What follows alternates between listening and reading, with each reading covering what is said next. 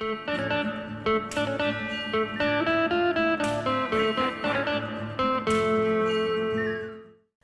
everyone, Elliot Balgren Miller here with some Dwarf Fortress action! I could do that all day. Oh man, I'm so excited to be doing this. I've had a good day. Been getting back into my kendo practice, man. Been outside swinging some swords around. It's been good. Doing something physical, but now I'm going to sit down at a table and I'm going to play computer games because I'm a nerd and it's awesome. If you don't know Dwarf Fortress, there's a fortress and we've got some dwarves inside of it. It's basically a civilization game. It's been developed by the almighty Tarn Adams with a little bit of help from his brother Zach, and almost single-handedly I think Tarn has programmed the entire game, and it has some incredible depth. So if you like what you see, please go visit Bay 12 Games, download the game, and get into it. Dwarf Fortress has a terrible learning curve, so find the friend who's into it. He's probably pretty closeted about it, but as soon as you find someone, you go to someone like, hey, I'm interested in playing Dwarf Fortress, they are going to light up and want to tell you absolutely everything about Dwarf Fortress, man. So find a friend and get him to teach it to you. It's kind of like learning the Matrix code, right? And you'll see why in a minute. So I'm going to show you the concept behind this series of shows I'm going to do. We are going to start playing and we are going to go to Nitom Num. I should actually mention this Dwarf Fortress is not the latest version. This is the version before that because I generated this world previously and I've been wanting to do these videos for a while. So this is the older version of Dwarf Fortress and you're going to see why this world is awesome. And I've called this folder Fistful of Magma. Thanks to the mighty Tim Hunt. Oh, almighty Tim, we hail thee, and we hail your ability to give me a good name for this show. So we're going to go into Fistful of Manga, and we're going to go in Legends World. I think I just said Fistful of Manga, which is a pretty terrifying kind of concept. Which Magnas? Oh god, I can't say anything anymore. Alright, historical maps. Load up. Boom! The terrifyingly simple graphics of Dwarf Fortress, they confuse thee. What do these mean? What do they mean? Alright, it's not that scary, guys. I'm actually going to bring the cursor over, because Dwarf Fortress only takes keyboard commands. So that's why I'm used to doing that. But see, look, all these blue squiggly lines, this is a sea. And we've got some rivers, we've got relatively flat lands, and then we've got these candy cane trees. Not actually candy cane trees, sadly, there's no candy cane forest, but you can see it is quite tree-like. And then over here we've got some great big spiky mountains. Yay! Let's put it in colour. Boom! Alright, see, look, we got plains, we got grass, we got rivers, we got some kind of forest over here, we got some forest shaped like spades, some like clubs, and then we got these hills, and over here we have these mountains. And what I want to do is I want to go to this area of pure evil. See, the purple mountains means that it's haunted, and that this is an area of natural evil. And in this one area of natural evil, we have no less than 28 volcanoes. Only 14 of them are actually valid embark points for starting to build a civilization. So the idea of this show, A Fistful of Magma, is that we are going to do a fortress at every single one of the 14 volcanoes we can inhabit. And we're going to use that lava to defend ourselves against all of the goblins, ghouls, vampires, and undead carp, which will threaten our very existence in our little fortress world. Cool. I'm actually going to go back into territories, because what this actually does, this actually shows you the history of the world. And there is so much generation. There's like, hold on, if we go back, there are 44,247 historical figures in this world, and their entire lives and histories have been plotted out over the course of 1,001 years. Like every war, everyone they've killed, everyone who's died in war. If I start hitting the plus key, you can see the birth of civilizations, and actually we have, right on the doorstep of our area of natural evil, we have the Defended Scorpion, and their capital, Nongsubu. Ooh, quite Japanese, I like it.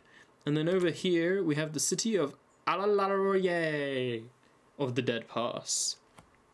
So this is the Age of Myth year 10. And if I keep advancing, every 10 years, you can see these empires spread and the wars for territories they fight. And like the reason they're flashing is that's contested territory. So currently a lot of people are fighting over this area. Let's have a look how many people... Cursor. So we got the Sick Disloyalty, the Island of Heat, the Moral Kingdoms, and the Doom of Rhythms. Oh man, they have brought drum and bass to the world of Nitom Num, and people do not know how to handle it. It is like causing dismay and war over this entire region. The drum and bass wars, man. The Doom of Rhythms. We've got to watch out for those guys. That's dangerous. I'm pretty sure there's a way you can tell if they're humans, elves, or goblins, but I can't remember. I really can't remember. And it doesn't look like it gets too exciting. For the next like 500 years. If I go further down, empires don't really seem to be expanding. What are these green faces? Who are they? The Rhythmic Sacs. And they're fighting the confederacies of proliferating and the Nation of Death. And the Confederacy of Dinner. Oh man, I love those guys. I want to go to the Confederacy of Dinner. Who cares about the influential hatred of the livid jackal? I want to go to the civilization of the Confederacy of Dinner. I'm hungry, man. I'm always hungry. Take me there, where the grass is green and the cakes are pretty and in your face, because I'm gonna eat cake for dinner. Fuck yeah. Alright, let's go all the way to year 1001. Or 1000, because I know what it ends. So in our little area of natural evil, if I go color, see, look, see, here are our purple mountains and our 28 volcanoes. In this area, we've still got just the defended scorpion, the dead pass, and nearby we have the contested craft, the full razors, the dead pass, and Fludderjunken. I am not going to mess with Fludderjunken. That sounds terrifying. Alright, those are the guys to watch out for. Let's actually go back and go start playing, go to Nitom Num, and we're going to go in Dwarf Fortress mode. You may also notice there's an adventure mode that if you want to run around as like a dwarf on your own, and you can actually like learn magic and stuff. It's pretty cool. Alright, so this is the entire world map on the right here. In the middle is a close-up, and in the left, far left, this is the actual area where we're going to be spawning, like the actual part of the map we're going to be playing on. So we're going to jump across over to our world, our area of natural evil. It's called the Epidemic Teeth, this mountain range, and it's next to the Desert of Shearing, along with the Matched Dune and the Greatest Dunes. So the best of the Dune trilogy is there, the Greatest Dunes. I like it. And then next to the Epidemic Teeth. There's an epidemic of teeth, guys. There's like a pair of teeth in everybody's mouth. Who knows? These are goblins. They may only have 2 teeth. Alright, so I'm going to size up this world over here. And I think I'm going to make it a little bit shorter and a little bit wider, because we don't need mountains so much as we actually need some trees. So the temperature is temperate. There are still no trees. Fuck. Okay, so without trees, we can't build beds, and that's going to be a bit of a problem. Like, we can make everything out of anything in this game. We can, if people meet an unfortunate end, we can use their bones to make crossbows, and no one's gonna bat an eyelid. It's gonna be fine, guys. But am I peeking? Microphone, you look scared. Don't do that shit to me, microphone. I need you to be working. And I'm sorry if you guys can hear the fan in the corner. It's really hot. It's really hot, guys. There's been like a summer in Wales, and it's confused everyone. We don't know what to do. Alright, so we've got no trees. That's going to be a problem for us. We have thick other vegetation, though. So I don't know if that's any good, but it may help us. And the surroundings are terrifying. And the volcano is the lucky volcano. Yeah! Lucky volcano, we're gonna live at the lucky volcano. I'm gonna hit the E key and embark. Cool. Alright, so this is when we plan for our journey. And I started one. Now if I use it... Oh man, I started one to save me time doing this now, but I think if I press enter, I'm not going to get to finish it. Alright. Here are 7 starting dwarves. And these are all the skills in Dwarf Fortress. Actually, any dwarf can do like any job, but at the start of the game, he'll only have that job enabled as like one of the jobs he'll do if he has a skill in it. And I don't want to go around going through the menu trying to tell them what jobs to do, because it's... Look, Tarn, Zach, if you guys are listening, big fan of your game, Dwarf Fortress, amazing. I know you've put so much work into it. But the changing of the labor menu, it sucks. It really sucks. Okay, so first of all, we need some miners, because...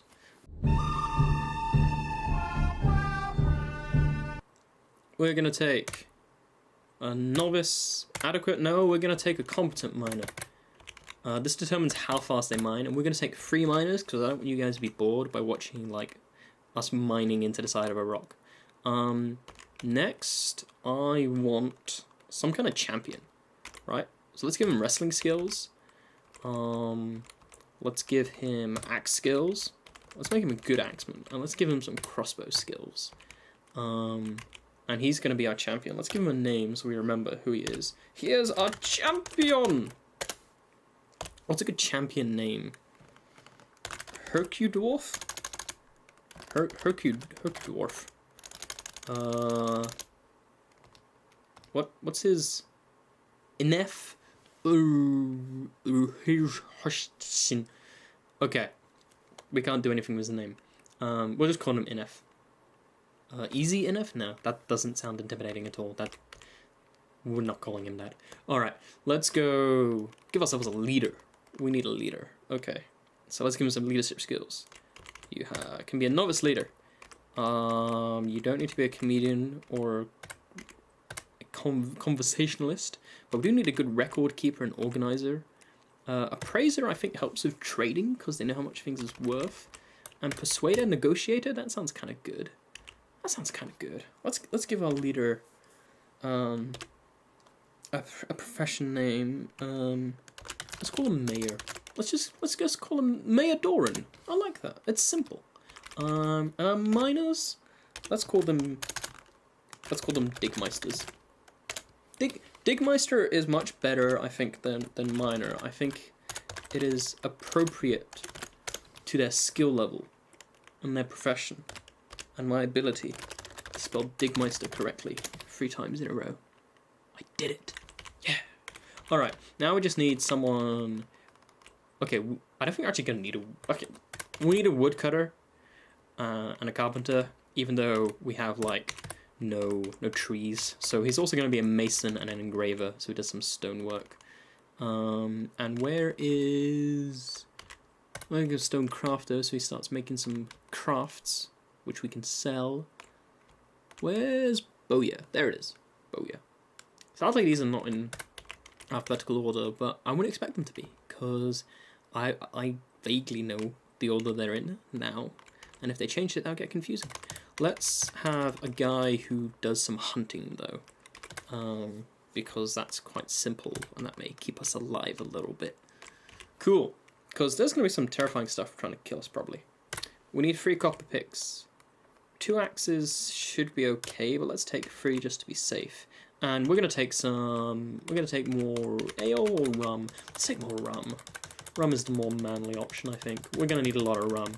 Dwarves, like, they need some water, but they'll drink any kind of alcohol they can instead of it. We'll take some extra plump helmets, some mushrooms. Those are good. We'll take some extra plump helmet seeds. And we also want some animals. So this is all the animals here on the right-hand side. And we want a male war dog and a female hunting dog, because they'll have puppies, and then we'll have more dogs. And where are the cats? We want a female cat, and we don't have enough points for a male cat. No, we'll take 1 less bit of rum. I want a female kitten. That's gonna get gross. All right, we'll take a I've got a male and female cat. They're gonna eat all of the nice little bugs, and they should keep us going. I think we need more supply, so I'm going to tone down some of these skills. Dude, you don't need these skills. You can fish fine. You can fish fine. Cool. Alright. Let's get a new item, and in true fashion, let's get... I love how every part of every animal can be eaten in Dwarf Fortress. We can have prepared lion lung, lion heart, lion intestines. We can have jaguar tripe. We can have leopard meat. We can have chopped dingo liver, prepared snail eye, worm meat, slug eye, bumblebee brain. Our people are going to eat bumblebee brain. It doesn't matter what the size of the animal is, it all has the same food value. So we're going to take some bumblebee brain. I've got 1 point left over, so let's take an extra plump. Actually, let's take 1 more rum instead. Cool. Now the most important part. The best part of Dwarf Fortress. And that's naming our stuff.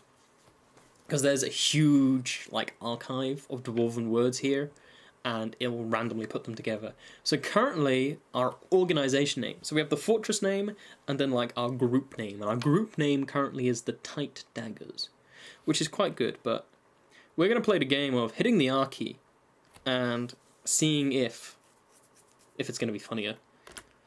The Trumpet of Rays. I'm actually just picturing like a trumpet that just shoots a guy called Ray in abundance. Just Ray. The Guilds of Clapping. If you're happy and you're guilty, clap your hands. The Gem of Humility. Too serious sounding. The Bridge of Polishing.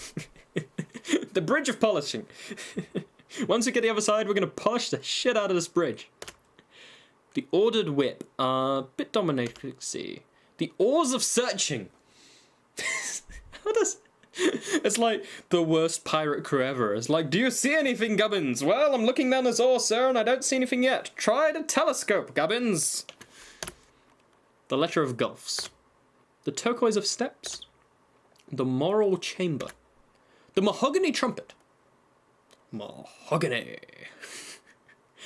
Go watch Dragon Ball Z Abridged by Team Force Guys. It's so funny, and you will never be able to read the word mahogany in the same voice ever again. The Sabers of Truth. The Honest Urn. These ones aren't particularly crazy this time. The Work of Martyring. I like it. We're gonna get some martyrs, guys. Let's get a fortress name. Currently we are bolt crowded. Bolt crowded. A la fad. I quite like it. The most famous, of course, is Boat Murdered. That was run by a bunch of guys, did a blog where they ran the game for 1 year of game time each. And it is hilarious. I think on the first... It's got, like, screenshots as well. I think, like, the first thing that happens is a war dog who's pregnant goes and attacks a goblin, gives birth during the fight, and then the puppies join in. It's terrifying, man. Boat Murdered just went insane. And Operation Fuck the World solved a lot of problems for them. Go read Boat Murdered. Alright. FISTBRIDGES! You can't argue with FISTBRIDGES. We're FISTBRIDGES. Let's do this. Alright. Embark. Hitting that E key. And now we're going to get a little bit of that flavor text. Before we continue, I'm just going to check, are we still recording? We're still recording. Is everything still recording? Everything's still recording. I've already tried to do this like 3 times. This is actually my 3rd attempt. But, I had video and sound issues the first 2 times. So I spent like 2 hours recording Dwarf Fortress and didn't actually have anything usable. So, let's get into character, guys. You have arrived. After a journey from the mountain homes into the forbidding wilderness beyond, your harsh trek has finally ended. Your party of 7 is to make an outpost for all the glory of Iridfaf. So that's like our group name, which I've forgotten already. It wasn't the Polishing Bridges, was it? It was something else. There are almost no supplies left, but with stout labour comes sustenance, whether by bolt, plough or hook. Provide for your dwarves. You are expecting a supply caravan just before winter entombs you. But it is spring now, enough time to delve secure lodging, ere the jaguars get hungry. A new chapter of dwarven history begins here at this place. Dursazir, FISTBRIDGES, strike the earth. I love that name. I love that name so much. Okay, guys. Welcome to Dwarf Fortress. Here is a wall of stone, here is a wall of stuff we don't know what it is, here is a chasm, and here is a tiny ledge, which you can see the faces our little dwarves are standing upon. So I moved left. Wasn't right. Where's our volcano? There's our volcano. That beautiful, beautiful mountain of lava. Alright, so if I go down to the ground level, we appear to actually have trees. I don't know what all this white stuff is, but I don't think we should step in that. And we haven't got a river, which is a problem, because we are going to need some water. But we have got is that. So like I was saying, guys, Dwarf Fortress is kind of like the Matrix. After a while, you just stop seeing the random assortment of colours and symbols, and you start knowing what things are. These are some trees. Actually, we've got loads of trees. We've got bamboo, pine, larch. The larch. But over here, do you know what a gold pound sign is? Do you know what a gold pound sign is? It's gold, man. Gold pound sign is gold. Alrighty, we've got gold, guys. We are going to mine the hell out of that. What's directly above our dwarves? See, look, our dwarves are on this level. I'm going to go up one level, another level. I'm going to keep going up levels. Is there anything more interesting up here? Oh my. Oh. Oh. Oh my. Oh. Look at it swell. Look at it throb. Oh my. Oh my. And is that? What's that blue pound sign mean? I think it means it's a valuable metal. It's cobalite? I don't think we can really sell cobalite for much. And copper. Ooh, copper's good. Copper's good. Copper will actually let us make things.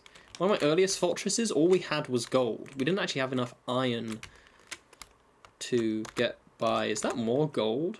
Oh man, look at all these. Like, so look for gold pound signs. Like, let me know in the comments where I missed gold pound signs. We got here and here. Oh, and oh my god! Oh, look at it! Look at it! Oh my god, it's so good. So what I was saying was, in like my first ever fortress, we had so much gold that we didn't have enough iron or copper to make basic items. Like chairs, tables, and levers were made out of gold. The doors were made out of gold. Everything was made out of gold because we didn't have any other materials. It got ostentatious. Alright, so we've got to have like the most epic entrance to our fortress. That's like the most important part. So I say we're just going to mine this whole like front knob of gold off. We're just going to mine out this knob of gold, guys. And that's going to be our entrance. And I'll have like a nice little balcony. Cool. So I should probably tell you what I'm doing. See the little hotkey commands here? Like I said, it's all keyboard based. I hit D, that's mine. I select, or in this case what I'm doing, deselect an area. I'm going to draw a little box. Boop. And I unpause the game, and my dwarves are going to come down. See, look. See these flashing ones? This is what the dwarves are going to work on. And they're going to come down here, and they're going to start mining their way. Can they come down here? Come on, guys, don't. We struck gold. Fantastic. Get a little updates down here at the bottom edge of the screen. I really hope that's not being cut off by the recording. But you can see the little face of our dwarves, and the blocks they're working on get like hashed lines, and then they cut through. Oh my god, there's so much gold. And zircon! We've got red zircons, guys. Oh yeah. We are, if we live, we are gonna be rich. Alright guys, I'm gonna stop the video there, and we will see how FISTBRIDGES get on next time.